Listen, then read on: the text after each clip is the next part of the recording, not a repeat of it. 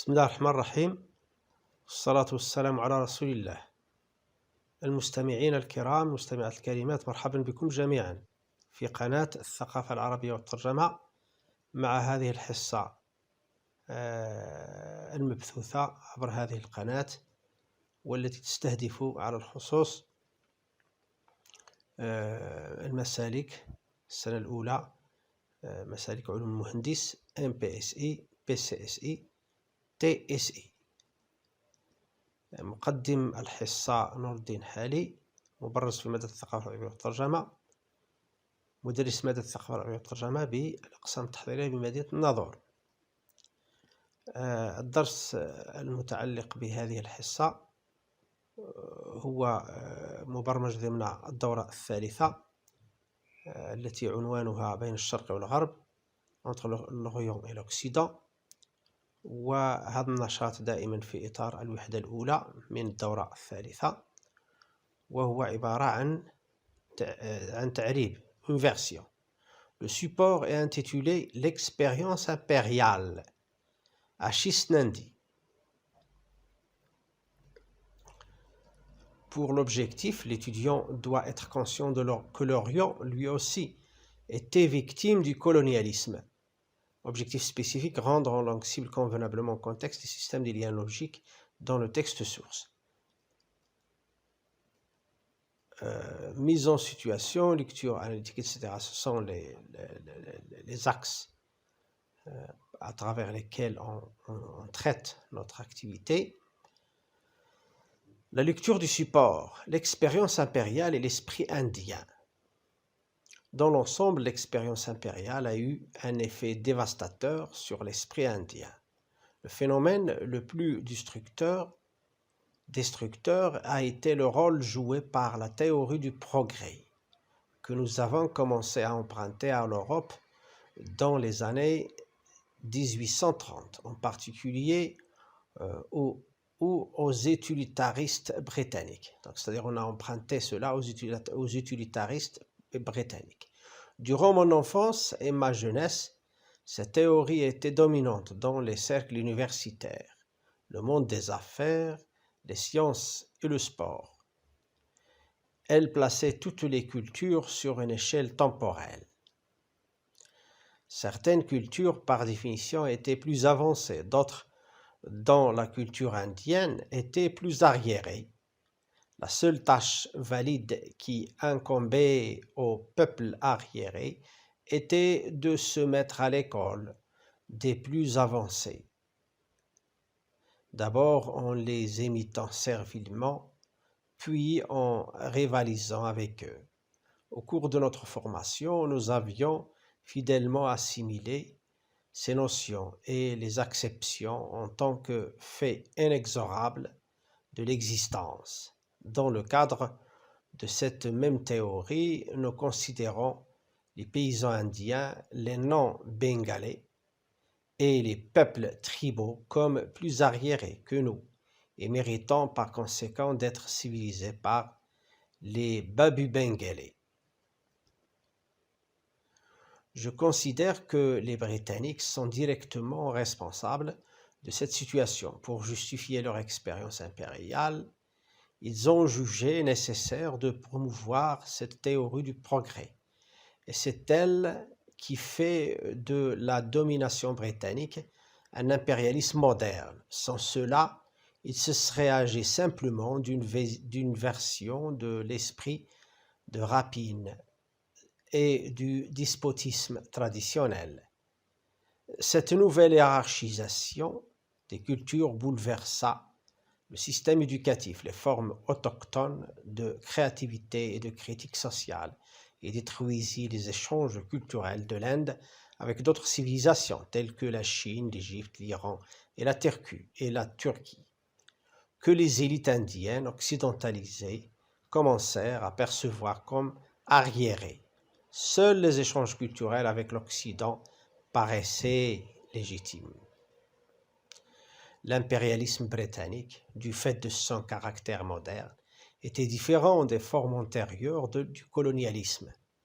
Il instaura et légitima dans notre esprit l'idée de notre propre infériorité, et ce non pas seulement en vertu de la race et de la couleur de peau, mais de la dynamique sécularisée, impersonnelle, scientifique et évolutionniste de l'histoire. Nous avons accepté cette infériorité comme preuve de notre dévouement à la science, à la rationalité et à l'histoire. Lorsque des sous-produits intellectuels du système colonial commencèrent à vouloir nous aider à combattre ce sentiment d'infériorité, nous avons même dans ce combat accepté le leadership intellectuel des Britanniques. Achis Nandi, The Ultimate Enemy, Loss and Recovery of Self Under Colonialism, Oxford University Press, New Delhi, 1983, page 11-12. Merci. Qui est Achis Nandi? Achis Nandi, né en 1937, est un psychologue indien spécialisé en politique, sociologie et critique. Il a travaillé sur les thèmes du colonialisme européen, du développement de la modernité, de la laïcité, du nationalisme hindou, etc. Composante énonciative. Qui parle dans le texte? Le système énonciatif est-il homogène? Le locuteur, c'est bien entendu Achis Nandi. Le public cible et le lectorat de l'ouvrage. Donc il utilise, comme vous le voyez, le pronom je, qui réfère à lui bien sûr. C'est un déictique. Composant textuel. Quel est le genre du texte? Quel est son type? C'est un essai argumentatif, pas de problème. Composante thématique. L'idée générale du texte. Comment les impérialistes britanniques avaient-ils classé la culture indienne? Arriérée. Selon la théorie du progrès, les impérialistes britanniques avaient classé la culture indienne, culture des non-bengalais, parmi les cultures les plus arriérées. Tournure linguistique qui a incombé à la seule tâche valide qui a incombé au peuple arriéré était de se mettre à l'école. التي كانت تقع على عاتق. Incombé à تقع على عاتق. En les imitant servilement. بتقليدهم تقليدا أعمى. نستعمل المفعول المطلق. نعم. En tant que fait inexorable de l'existence. على أساس أنها حقائق حتمية في الوجود. Non pas seulement en vertu de, mais. Donc c'est une structure corrélative. Je reprends, c'est une structure corrélative. ليس فقط بموجب كذا بل. Donc c'est une structure corrélative également en arabe. Voilà. Donc on passe à lexique et terminologie. Théorie du progrès, c'est une théorie sociale. Par la théorie du progrès que nous avons commencé à emprunter, etc. نظرية التقدم. نظرية التقدم. Cercle universitaire. الأوساط الجامعية. Cercle universitaire عفوا. الأوساط الجامعية. الأوساط الجامعية. نعم.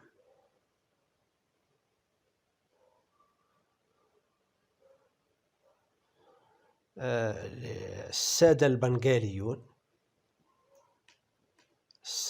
البنغاليون،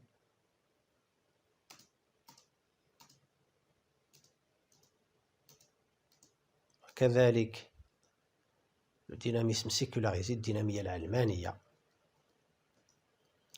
Le phénomène morphosyntaxique, il vise les connecteurs logiques, et vous allez voir dans la traduction, essayez de vous rendre compte de cette importance de la traduction des charnières ou bien des liens logiques. On commence par le premier paragraphe: تجربة الإمبريالية والعقل الهندي، ولا العقلية الهندية. يمكن كذلك نقول التجربة الإمبريالية والعقلية الهندية. على العموم كان للتجربة الإمبريالية أثر مدمر على العقل الهندي، والظاهرة الأكثر تدميرا كانت تتجلى في الدور الذي لعبته نظرية التقدم التي شرعنا في جلبها من أوروبا منذ عام 1830، حيث اقتبسناها على الخصوص من النفعيين البريطانيين.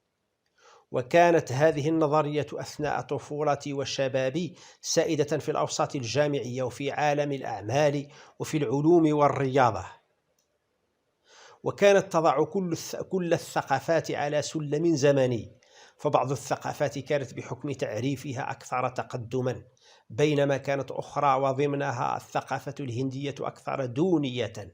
والمهمة الوحيدة المقبولة التي كانت تقع على عاتق الشعوب المتخلفة هي التتلمذ على يد الطبقة الأكثر تقدما بتقليدهم تقليدا أعمى بادئ ذي بدء، ثم بالتنافس معهم في مرحلة أخرى. وقد استوعبنا بأمانة تلك المفاهيم أثناء تكويننا وفهمناها على أساس أنها حقائق حتمية في الوجود. وفي إطار نفس النظرية كنا نعتبر الفلاحين الهنود غير البنغاليين والشعوب القبلية أكثر تأخرا منا، وبالتالي يستحقون أن يتلقوا الحضارة من السادة البنغاليين. وأعتبر أن البريطانيين مسؤولون بشكل مباشر على هذا الوضع، فحتى يبرروا تجربتهم الإمبريالية تبادر إلى ذهنهم ضرورة تشييع نظرية التقدم هذه، وهي التي تجعل من الهيمنة البريطانية إمبريالية حديثة، وبدونها سيكونون قد تصرفوا بأسلوب السلب والنهب والاستبداد التقليديين. وهذه التراتبية الجديدة للثقافات ستقلب رأسا على عقب المنظومات التربوية والنماذج الإبداعية والنقد الاجتماعي للأهالي، وستدمر التبادلات الثقافية بين الهند من جهة والحضارات الأخرى مثل الصينية والمصرية والإيرانية والتركية من جهة أخرى، تلك الحضارات التي شرعت النخبة الهندية المتغربة في نعتها بغير المتحضرة، بينما يظهر أن التبادلات الثقافية مع الغرب هي وحدها المشروعة. والإمبريالية البريطانية بحكم طابعها الحديث كانت مختلفة عن الأشكال السابقة من الاستعمار، فقد أقرت في عقلنا فكرة دونيتها وشرعانتها، وهذا ليس فكرة دونيتنا وشرعانتها، وهذا ليس فقط بموجب العرق أو لون البشرة، بل بواسطة الدينامية العلمانية وغير الشخصية والعلمية والتطورية للتاريخ.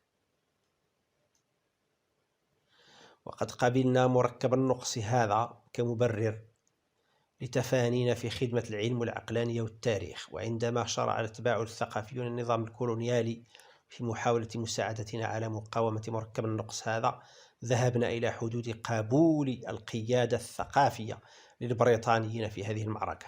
أشيس ناندي، العدو الحميم، فقدان الذات واستعادتها تحت الاستعمار. منشورات جامعة أكسفورد، نيودلهي، 1983، صفحتان 11 و 12.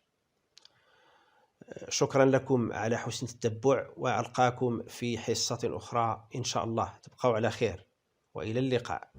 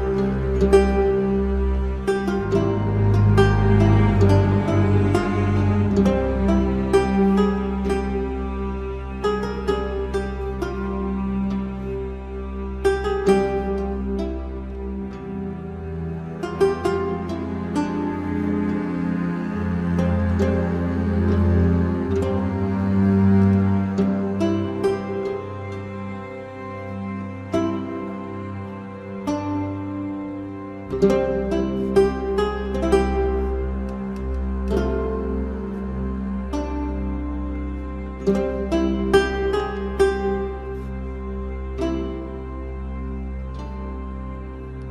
you.